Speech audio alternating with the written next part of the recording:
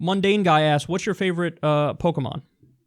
Mewtwo is the answer, because Mewtwo, I don't know what the deal is now with Pokemon, but back then, Mewtwo was like the number one, like, top of the top Pokemon.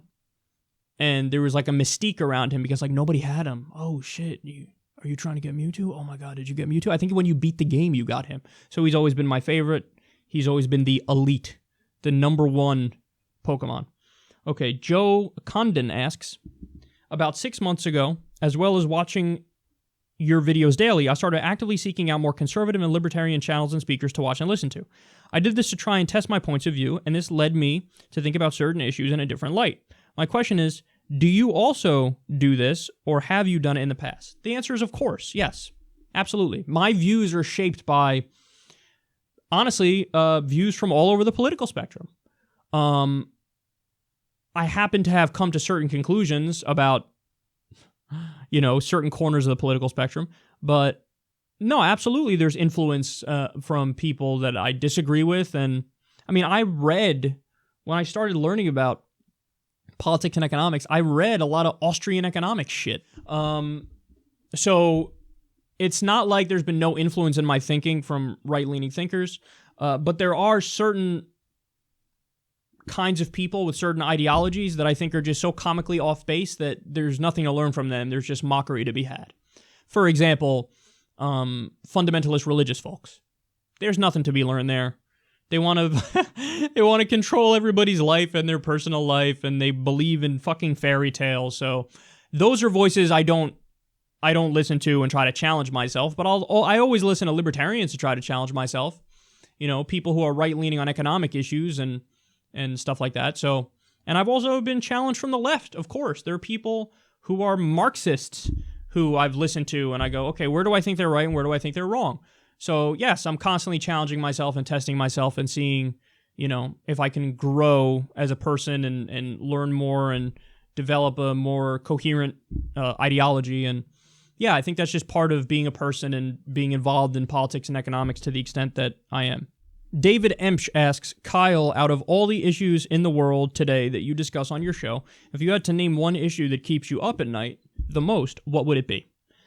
Okay, so there's many answers to that question. I mean, it's clear that the number one cancer in our system is money in politics because it incentivizes politicians to not represent the people by any stretch of the imagination. They're just legislating against you nonstop. They're only legislating for corporations and wealthy donors. So that's probably the number one issue that's the real problem. Climate change, oh my God, I mean, that should keep you up at night. There's a lot of them. There's countless issues. But honestly, the number one issue is the most readily apparent one, which is, and I know it sounds almost cheesy to say, but it's totally true, Donald Trump is president. Donald Trump is president, and he clearly doesn't have the mental capacity to deal with this job. I'm not just saying that, I mean that. He's really not a bright guy. He's not. I don't think he's an intelligent guy. I think he's very impulsive. I think he's very childish. And he's the commander-in-chief. He controls the nuclear arsenal.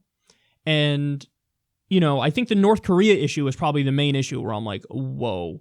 I feel like it's an over 50% chance that there's some sort of military confrontation with North Korea in the remainder of Trump's term.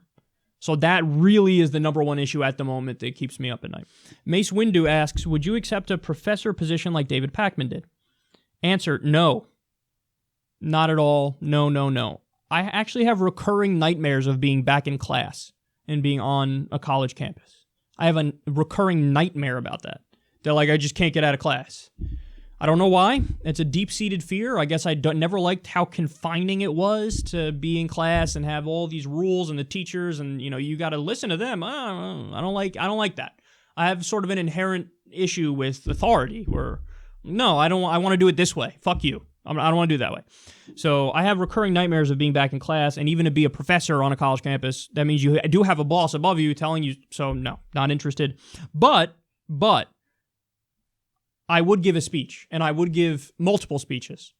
If there are different, universities that wanted to invite me to give a speech on Justice Democrats or to invite me to give speeches on the state of new media or any political issues, 100%. I would give speeches on college campuses.